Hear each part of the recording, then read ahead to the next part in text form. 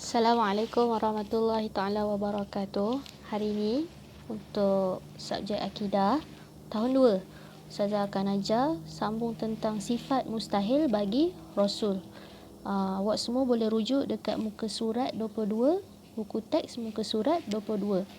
Sebelum ni Ustazah dah ajar sifat wajib bagi Rasul ada 4, betul? Yang pertama As-Siddiq, iaitu benar. Yang kedua Al-Fatanah, maksud dia bijaksana. Yang ketiga At-Tabligh, maksud dia menyampaikan. Dan yang keempat Al-Amanah, yang membawa maksud jujur. Hari ini kita sambung sifat mustahil bagi Rasul.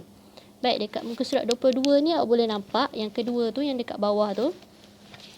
Yang ni nampak Yang kedua yang ni. Baik, yang pertama Al-Kadhibu, atau kita panggil kazab. Apa maksud kazab? Dusta. Mustahil seorang Rasul bersifat dusta.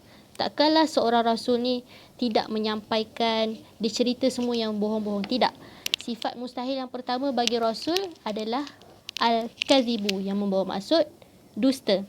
Baik, yang kedua Al-Khiyanat, berlawanan bagi amanah. Seorang Rasul bersifat amanah dan seorang Rasul mustahil bersifat khianat. Yang ketiga, dalam buku tu Al-Kitmanu. Saya ulang, Al-Kitmanu. Apa maksud Al-Kitmanu? Al-Kitmanu membawa maksud menyembunyikan. Kalau sebelum ni sifat wajib At-Tabligh, sampaikan. Seorang Rasul terima wahyu sampai dekat kita, kita terima. Tapi sifat mustahil bagi Rasul ni adalah Al-Kitmanu, iaitu menyembunyikan. Seorang Rasul takkan menyembunyikan apa-apa wahyu yang turun daripada Allah kepada dia.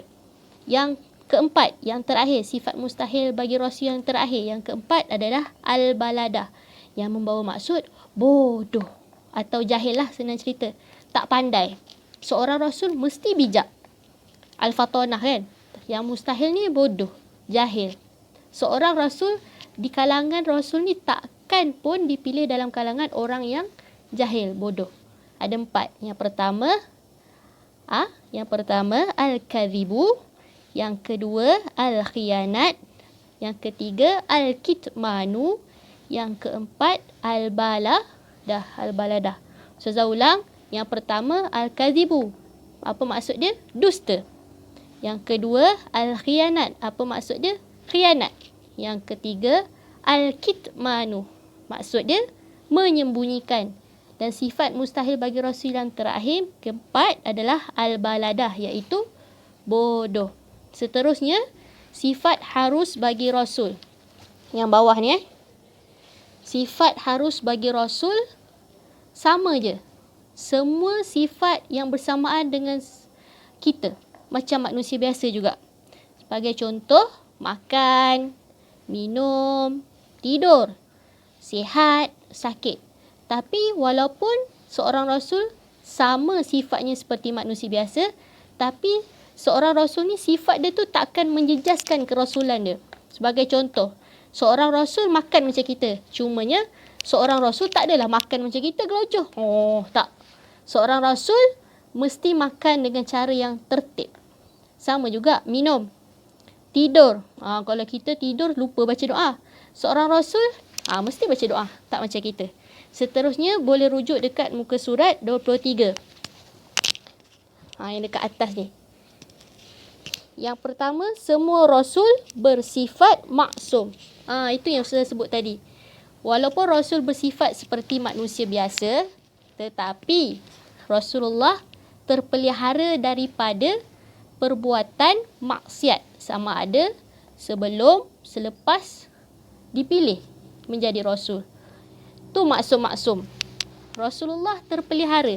Rasulullah takkan melakukan maksiat. Sebab Allah dah jaga dia sebelum dia dilantik menjadi Rasul, maupun semasa dan juga selepas.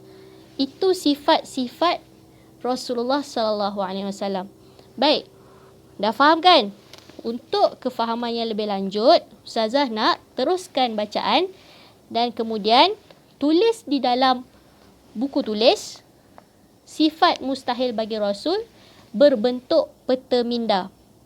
Kemudian, tuliskan 3 contoh sifat harus bagi Rasul. Dan yang terakhir, tuliskan maksud maksum. Ingat ada 3 tugasan. 1, tuliskan sifat mustahil bagi Rasul berbentuk peta minda. Peta minda. Tersasul dah Ustazah. Berbentuk peta minda. Dan yang kedua, sifat harus bagi Rasul. 3 contoh. Dan yang terakhir, yang ketiga, nyatakan apakah maksud maksum. Untuk latihan tersebut, awak semua boleh rujuk pada buku teks muka surat 22 dan 23. Dan latihan tambahan untuk pengukuhan, sekejap je ni. Dalam buku aktiviti, awak boleh buat muka surat 15 dan 16. 15 dan 16. Ingat ada 2. Satu buku teks muka surat 22 dengan 23. Untuk buku aktiviti, buat muka surat 15 dan 16. Okey, sekian daripada saya. Assalamualaikum warahmatullahi taala wabarakatuh.